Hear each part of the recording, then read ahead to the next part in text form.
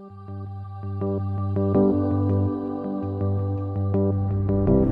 boa tarde, professora Ana Maria Tencourt. É um gosto estar aqui a conversar consigo. Obrigado pelo seu tempo, antes de mais. E a primeira pergunta a primeira pergunta que lhe faço é a seguinte: sendo natural dos Açores e da Ilha Terceira, os percursos que se fazem têm muito a ver com aquilo que fica lá atrás nas origens? Tem imenso. Talvez não num primeiro tempo, porque uma ilha é um mundo bastante fechado e eu sempre tive muita vontade de conhecer o mundo. E então, enquanto não saí, talvez não tivesse tanto essa marca da ilha. No primeiro ano que eu estive em Lisboa, quando cheguei aos Açores, fui até ao Corvo. E na altura não havia turismo nos Açores e é assim uma marca incrível que eu ainda hoje tenho. Aliás, tenho fotografias que me marcaram muito, porque eu não tinha nenhuma imagem das outras ilhas, apesar dos meus avós serem do Pico. Quando chegámos às Flores e ao Corvo, tudo era uma revelação. Fazer fotografia das Flores e do Corvo não existiam. Existia o Raul Brandão, as descrições maravilhosas, mas isto para lhe dizer que eu tive os dois lados, o lado de querer sair e depois o lado de nunca mais querer sair definitivamente e de voltar. Não de ficar, mas estou sempre a ir. Digamos então um bocadinho lá atrás para agora permanecermos um pouco na sua infância. Como foi a sua vivência? Nem sei muito caracterizar. Estive numa escola, primeiro numa escola de freiras e depois no liceu público. Fui para o liceu no primeiro ano, em Angra do Heroísmo. Sim, eu vivi sempre em Angra. Era um mundo bastante fechado. Eu não tive banda desenhada, eu nunca vi banda desenhada, eu não... tinha os livros do meu pai, li muitos livros históricos, nem muitos romances, era muito católica até aos meus 14 anos, havia muitas restrições. Ontem por acaso lembrei-me dessas restrições, depois mudei muito, mas era um mundo bastante fechado. E quais foram os fatores? Tive bons professores, alguns bons professores. E quais foram os fatores de mudança? Diz que até 14, 15 anos que sentiu de facto esses condicionalismos. O que é que permitiu depois essa mudança? Eu acho que mudei muito quando vim para Lisboa e sobretudo Paris. Paris foi a grande revolução na minha vida. Eu estava em Paris no maio de 68, conheci gente de todos os credos e a dizer etnias, credos, e isso foi de facto, digamos, a grande volta na minha vida. O que é que representou para si esse momento histórico? Para mim foi a descoberta do mundo, a descoberta de que havia muitas maneiras de pensar, embora naquela altura, à minha volta, o mundo era muito radical, não é? Maio de 68, como deve calcular, o mundo era muito radical. E depois eu vou para uma faculdade, portanto tive primeiro em Geologia. Digamos que aquela descoberta dos Açores e das montanhas e dos vulcões levou-me ao mundo da Geologia. Mas eu depois cheguei à conclusão que o que eu gostava mais de fazer era intervenção social-política, e aí mudei para a Psicologia, para a Sociologia da Educação. E em Paris, de facto, foi assim, digamos que um tempo que me marcou profundamente para o resto da vida, não é? E esse chamamento que teve para a Psicologia, depois no que é que se traduziu na sua vida profissional? Eu fiz Psicologia e depois logo a seguir Ciências da Educação, mas portanto a Psicologia é uma marca nas Ciências da Educação, embora depois tenha virado muito para a Pedagogia e para a Sociologia da Educação. Descobri, digamos, as novas correntes da Pedagogia, visitei muitas escolas em Paris, contactei com muita gente que trabalhava de outros modos, na educação, muito diferente da educação que eu tinha tido, não é? Uma educação em que se decorava, em que era sobretudo isso que contava. O contraste foi muito grande? Sim, foi muito grande. Sim, o contraste. Paris, a seguir a maio de 68, a Universidade de Vincennes era, passa a expressão, um desassossego, não é? Desde o Pasolini ao Foucault, tinha grandes pensadores que passavam por lá e muita gente do cinema, muita gente da psicologia, da psicanálise. A psicanálise também foi um marco na minha vida, também fui um pouco por esses mundos. É importante essa aproximação ao outro e o entendimento sobre o que é o outro? Claro, claro. A psicologia ajuda bastante nesse aspecto. Há depois um sentido, digamos, de coerência no seu percurso académico, tem a ver com o facto de ter obtido também doutoramento em Ciências da Educação. Porquê um sentido coerente e não algo de natureza mais alternativa?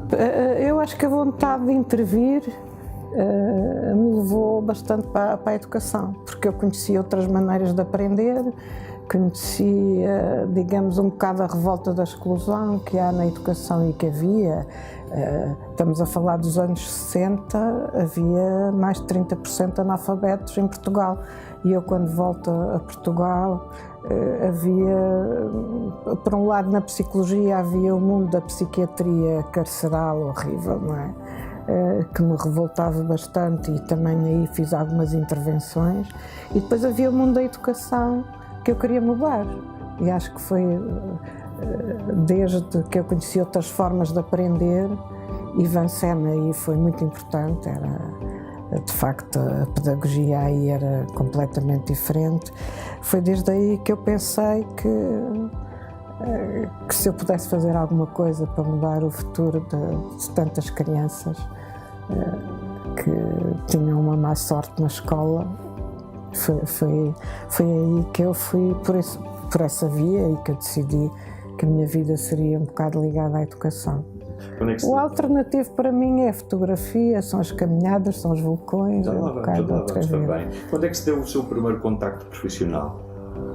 Eu comecei a trabalhar quando vim para Lisboa, portanto eu tinha feito a licenciatura em Psicologia, a maîtrise, com uma componente forte em educação.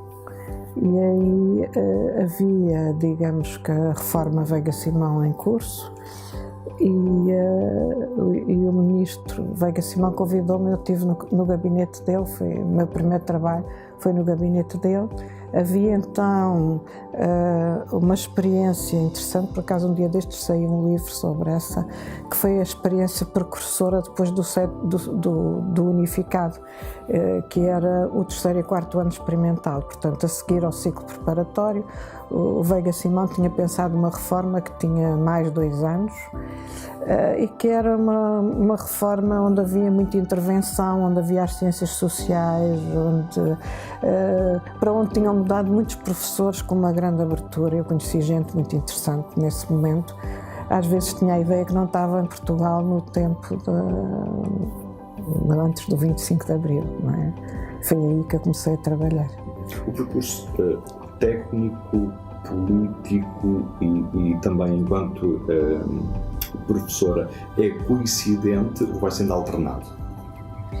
Não, eu comecei no Ministério da Educação, depois fiz a carreira até, eu julgo que assessora, era um lugar de topo, fiz concursos, mas já estava ligada primeiro à Faculdade de Ciências, onde comecei com a Maria Badró de Santos, onde demos aulas juntas na faculdade, portanto, na formação de professores. Entretanto, convidaram-me para trabalhar no projeto das Escolas Superiores de Educação e depois eu entusiasmei-me pelo projeto das escolas e tive a oportunidade de ir lançar a escola de Setúbal, mas fiquei sempre ligada ao Ministério, porque era a minha carreira. E no dia em que ia tomar posse no lugar da assessora, eu não me lembro bem dos nomes, mas acho que era a assessora para a qual tinha feito um concurso com um trabalho, tinha ficado, julgo que em segundo lugar, a primeira era Ana Maria Bernardo da Costa. E eu ia tomar posse, e nesse dia também ia tomar posse como professora da ESE, do Politécnico. E aí escolhi que a minha carreira ia ser ligada à Setúbal e à ESE de Setúbal. E aí começou uma fase particularmente importante, que no fundo esteve presente e marcou a história da ESE como tendo sido a primeira presidente do Conselho Diretivo da Escola Superior de Educação, e para além disso... Na altura era a comissão instaladora, ainda à época, para sermos mais precisos, exatamente. E depois com um papel também determinante em relação à própria construção que foi feita do edifício. Deixe-me só dizer uma coisa, esta vontade de intervir é que me levou para Setúbal, porque eu queria ir para Setúbal. Na altura havia o bispo Dom Manuel Martins, havia muitos problemas em Setúbal e eu pensei, é para ali que eu quero ir. E depois convidaram-me e eu aceitei. E até porque politicamente estava sediada em Setúbal, era isso? Só depois. Só depois. Ou seja, houve uma primeira motivação e depois houve uma formalização. Voltando então à questão da ESE. Como foi o seu encontro com a ESE e com tudo o que se seguiu? Foi muito interessante. Na altura, eu lembro-me na Faculdade de Ciências me dizerem tu vais para lá por Costas da Aventura, porque estava na Faculdade de Ciências, era digamos, muito mais estável. E, portanto, fomos para ali e não havia nada. Enquanto todas as escolas superiores de educação tinham um projeto, em Setúbal não havia Escola Superior de Educação. Eu, como estava na organização do projeto, sempre defendi que Setúbal precisava de uma Escola Superior de Educação, porque era um distrito enorme, tinha imensas escolas,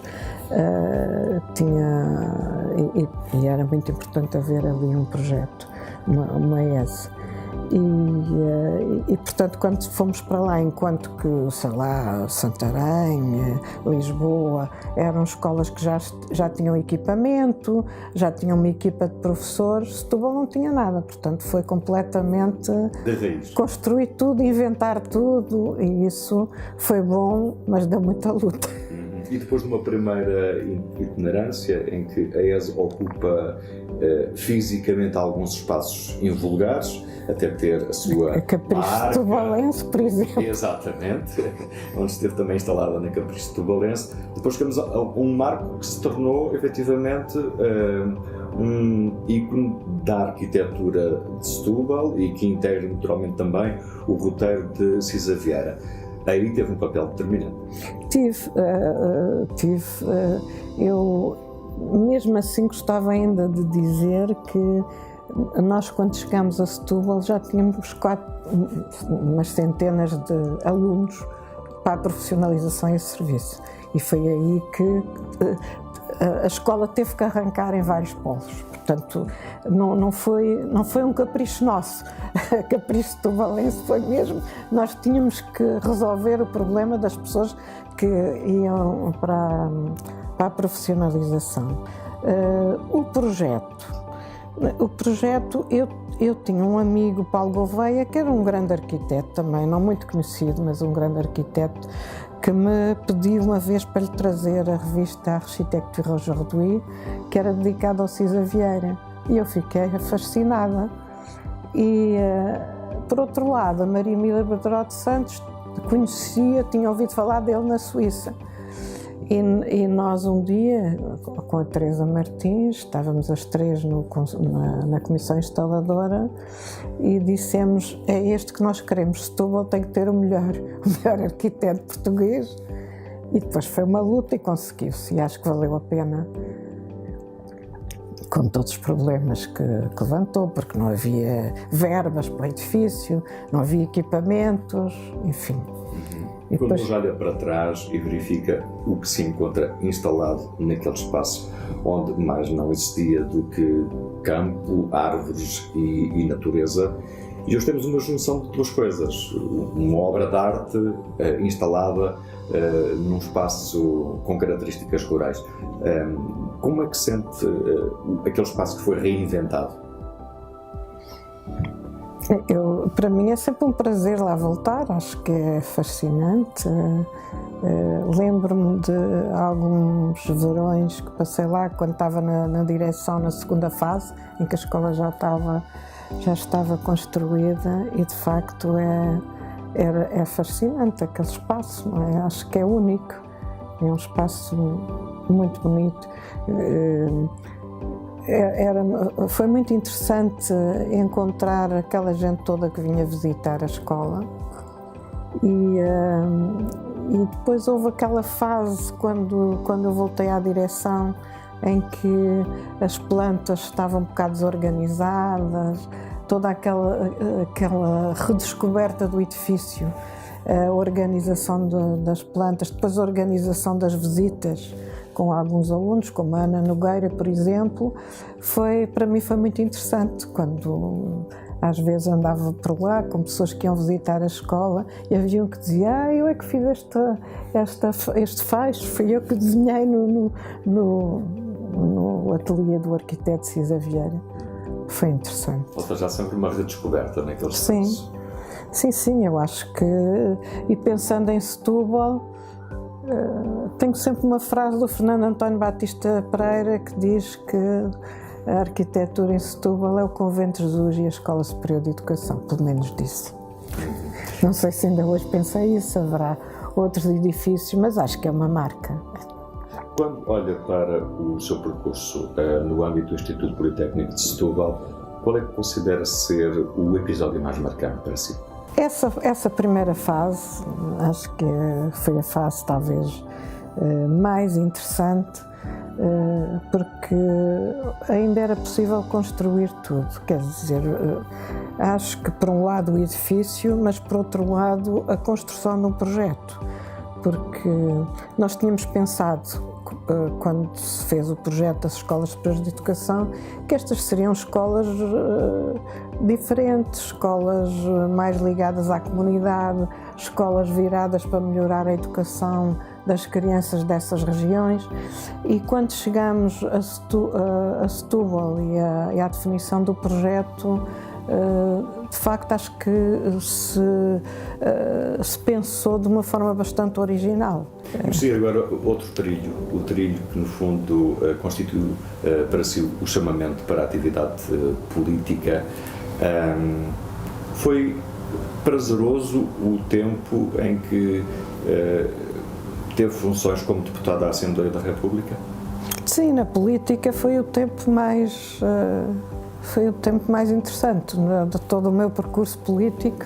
Foi sem dúvida o tempo mais interessante. Eu sempre achei que a política e que a função de deputado podia ser outra coisa do que muitas vezes é. Na altura tive muita intervenção, quer ao nível da cultura, quer ao nível da educação.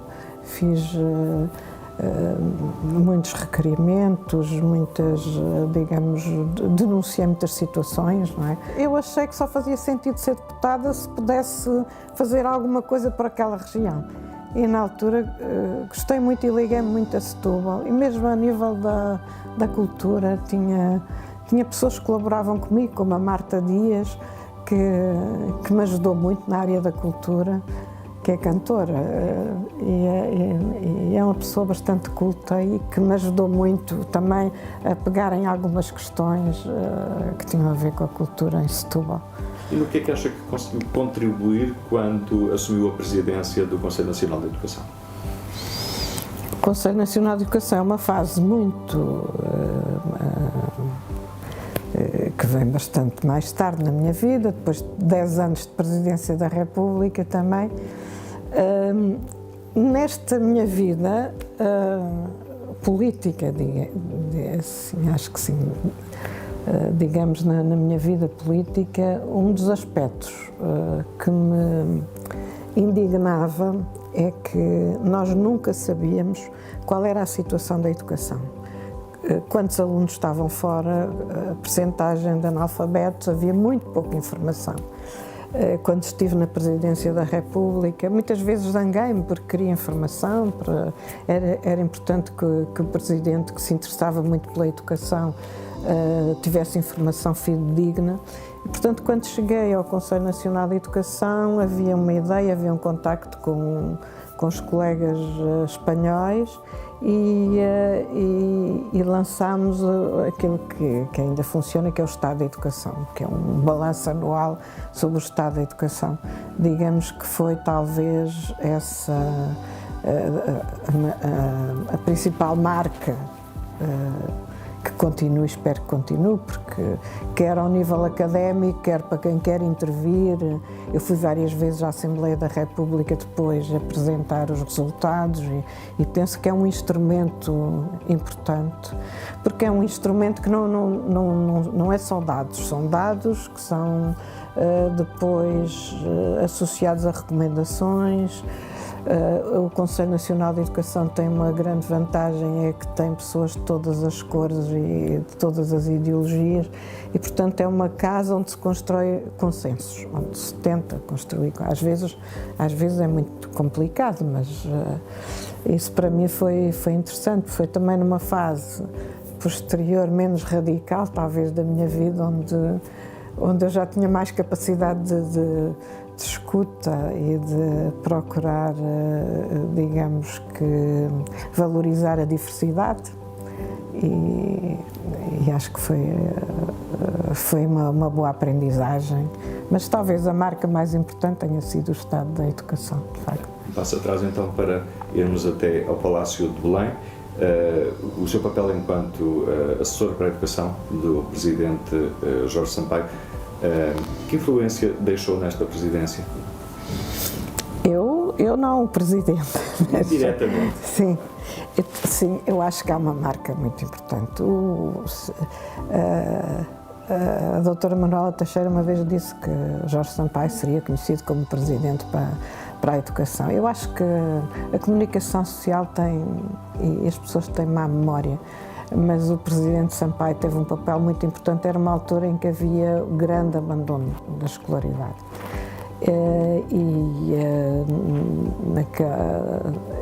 havia muita gente que não passava dos 4 anos ou dos 6 anos de escolaridade. E naquela altura encontraram-se situações emblemáticas. Eu trabalhei com colegas seus, como a Elizabeth Caramel, e é de lembrar, por exemplo, a história das gêmeas de Mafómetros que tinham abandonado a escola e que se conseguiu que elas voltassem, com elas voltou toda aquela zona, aqueles miúdos todos que tinham ficado por ali. Foi um tempo em que, digamos, uma tónica permanente foi essa do combate ao abandono. Eu lembro-me de uma vez eu propus que o Presidente fosse esperar uns meninos que se levantavam às 5 da manhã para tratar dos animais e que os fosse esperar à caminhonete lá às 7 da manhã. E na altura alguns dos colegas disseram nem pensar. E eu disse, eu vou-lhe perguntar. E ele disse que queria ir e fomos, portanto, justamente para denunciar as situações periclitantes que tinham aqueles miúdos. De facto, não foram histórias felizes, eles tinham uma situação. Eu cheguei a ir à casa de um deles e, de facto, era um mundo completamente isolado, com alcoolismo, eles levantavam-se muito cedo para tratar dos animais e depois era muito difícil continuarem na escola, mas foi uma luta daqueles 10 anos e eu acho que ajudou. Eu acho que o Presidente Sampaio tinha uma persistência nas suas causas que eu acho que é importante. E é importante também marcar essa agenda e marcar esses momentos. Claro. Absolutamente. sem dúvida. É importante verificar, entre as imensas coisas que se encontram sobre si e sobre o seu pensamento, houve uma que eu sublinhei e que gostava agora de partilhar e que tem a ver com o seguinte: diz identificar-se muito mais com o conceito de formador do que com o conceito de professor. Mantém essa ideia? Isso leva muito longe. O que eu faço já há muitos anos, desde que saí mais da atividade profissional, o que eu faço é trabalhar com escolas que querem melhorar e que querem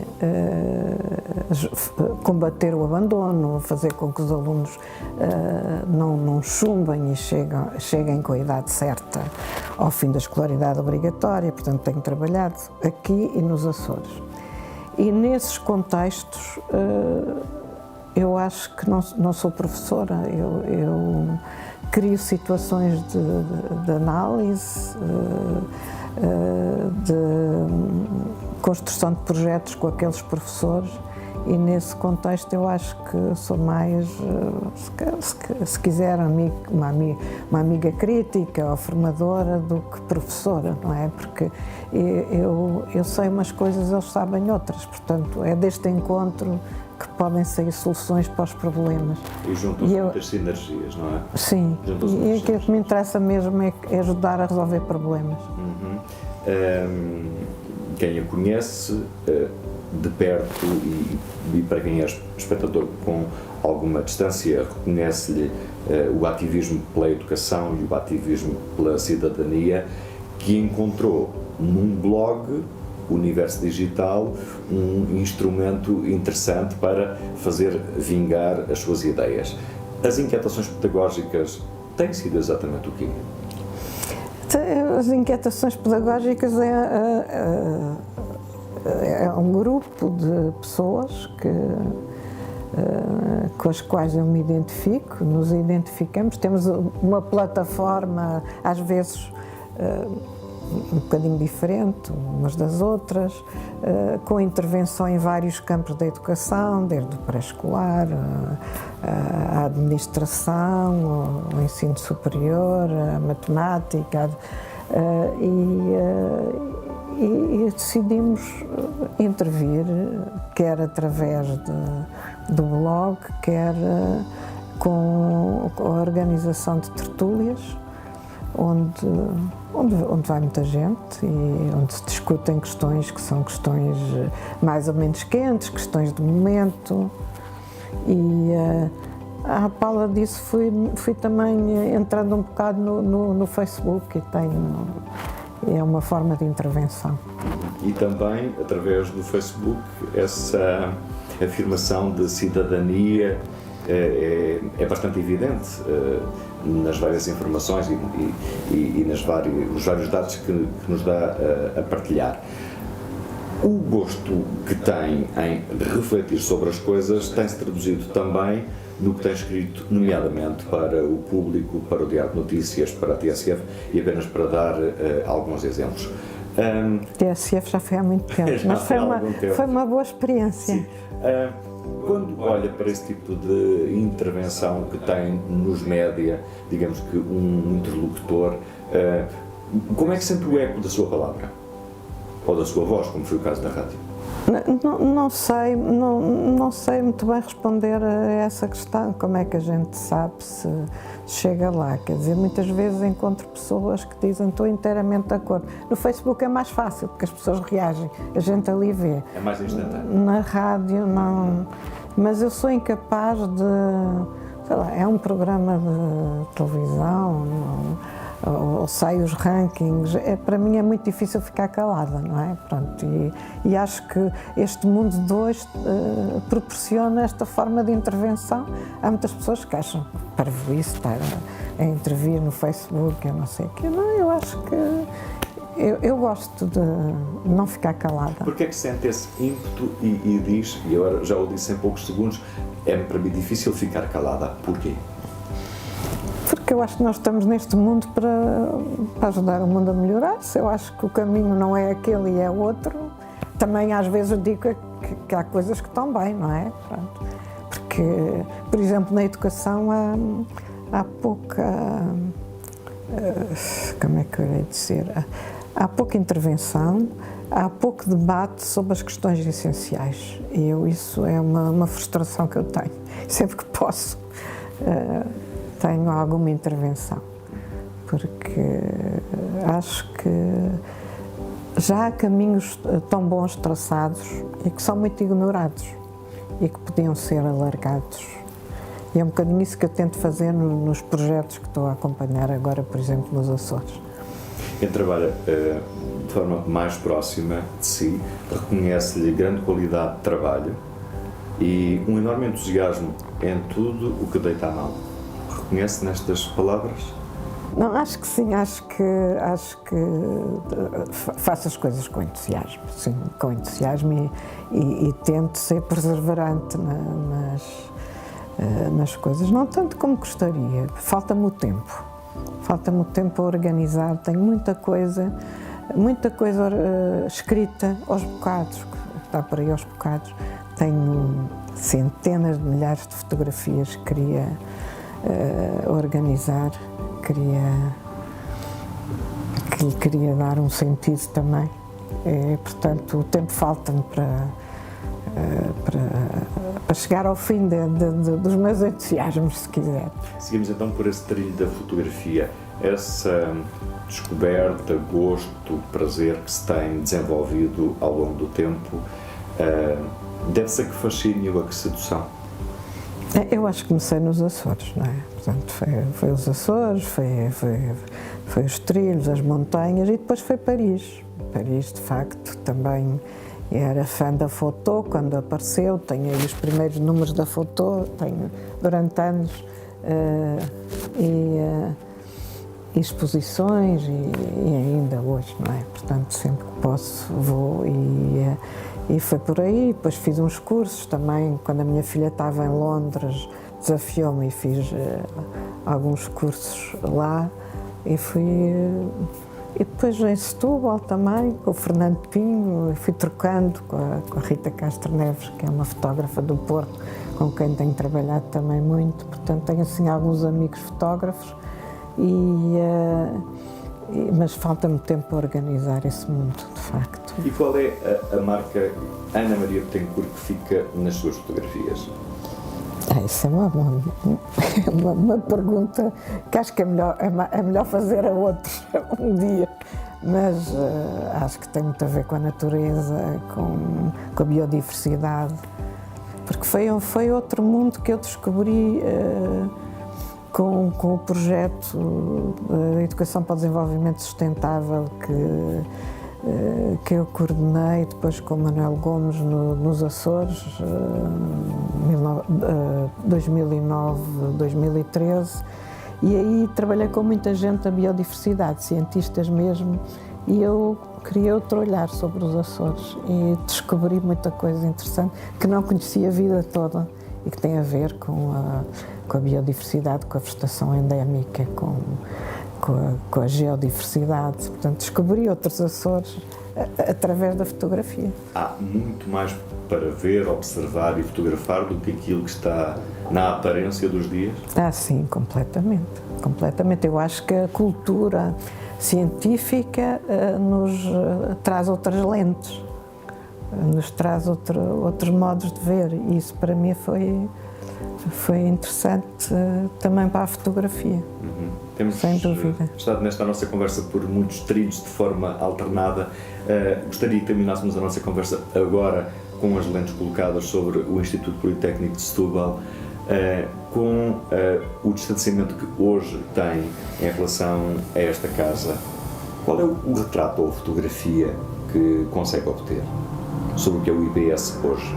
Acho que o IPS, como a maioria dos institutos politécnicos, desempenharam um papel importante nas regiões onde estão, criaram novas formações, deram oportunidades a muitas pessoas de se formar.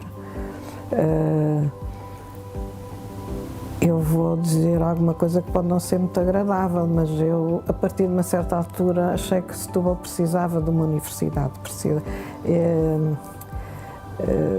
precisava de ter. Eu acho que o futuro dos politécnicos vai passar muito por fusões, por reencontros, por alargamentos, por outros mundos. Sei lá, por exemplo, acho que na cultura era muito importante um desenvolvimento na área da cultura, mais formação contínua, mais formação de adultos. Setúbal hoje tem uma marca muito triste a nível da educação. Quando eu comecei, Setúbal tinha bons resultados a nível da educação e hoje não tem. A zona aqui da Grande Lisboa e Setúbal tem a ver com as populações, com a evolução das populações, com os bairros, com a organização urbana, mas eu penso que o Instituto Politécnico tem aqui poderia ter aqui um grande desafio de fazer com que esta zona se desenvolvesse mais. A questão da universidade, para não criar um equívoco, a minha posição neste momento é que o sistema binário não faz muito sentido, sobretudo assim tão estanque, não é? Como existe. Porque é um sistema que tem alguma discriminação. Quando nós analisamos a população que frequenta a universidade e a população que frequenta o ensino politécnico, vê-se que há uma discriminação. Eu tenho muito orgulho em ser do Politécnico e acho que vou ser até ao fim da vida uma pessoa ligada ao Politécnico, mas acho que estas questões têm que ser discutidas e acho que o Politécnico de Setúbal ganhava em haver futuramente mais fusões ou mais consórcios ou mais outros desenvolvimentos. Agora lembrei-me das artes porque acho que é de facto quando nós pensámos aquela escola também pensámos muito a questão das artes e não foi o que podia ter sido, não é? Embora, claro, eu tenho muito orgulho no Politécnico de Setúbal, acho que fez um grande caminho, acho que tem excelentes professores, tem uma marca na região sem dúvida muito importante, mas eu acho que há muitos futuros e que vale a pena pensar o futuro com outras aberturas, com outros mundos. Muito bem. Foi um gosto ter estado com percursos, com trilhos e nesta breve conversa consigo. Muito obrigado, Sra. Ana Maria Trigo. Obrigada também, foi um prazer.